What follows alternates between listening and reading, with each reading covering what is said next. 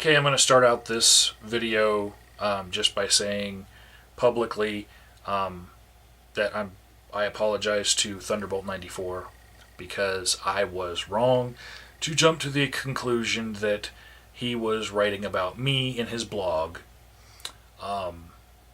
Even though I had gone to Skepticamp and seen the presentation of somebody bad-mouthing the Creation Museum, and a lot of his blog seemed like it was about what I put on my Facebook and the articles that I wrote about that.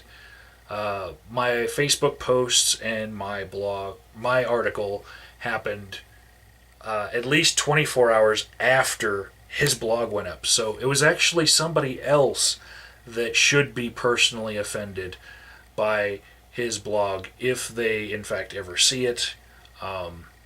So it's still a case of somebody being talked about probably behind their backs, but it wasn't me. So I do owe Jacob that much of an apology because, I was thinking that I was betrayed as a friend, and it turns out that it was just somebody else.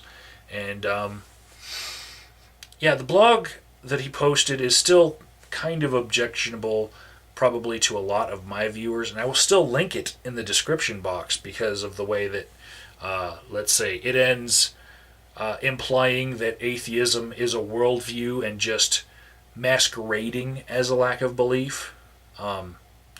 So check that out, and still leave him some comments so that he can clarify his position.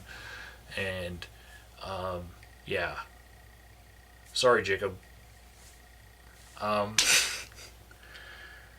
And now on to the subject that everyone is sick of. I've made a few videos in a row about this whole binary definition thing for atheism. And I hope that I've come with some different perspectives that have added to the discussion and not just rehashed the same old things. And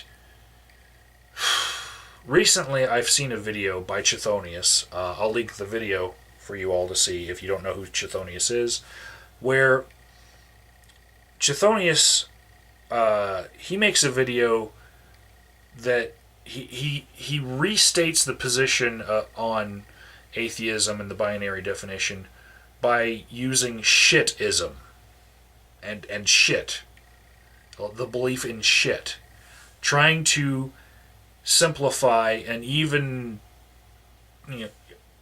with an even more simplified version of the simplified binary set. He's trying to simplify it even further, by saying it doesn't matter what it is, you can put any word in there, and he chose shit. So that's his approach to adding a little to this discussion. And I think that I've been doing the opposite and trying to think outside the box. The mind, once opened to the dimensions of a larger idea, never really returns to its original size. And I was hoping that by explaining things, by using some critical thinking skills that some people might not have, I was hoping that maybe they would get a taste of that larger idea, and then it would expand their horizons. But I might be wrong on this. And I got an email just this past hour from my new friend, Dr. Morgan Levy. And for those of you who don't know, he's a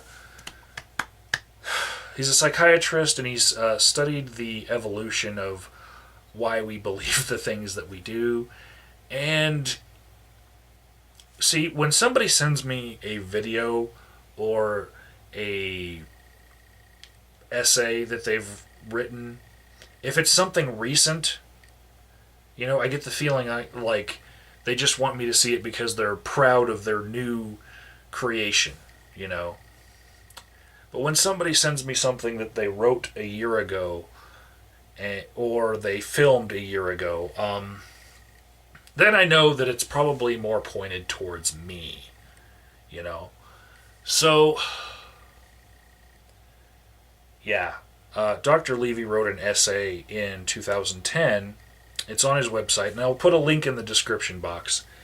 And it does add a little to the discussion about the binary definition of atheism, in that it kind of lightens the air, like Chthonios using the word shit instead of theos, or Bionic Dance ending her video with her liking naked chicks, which is awesome.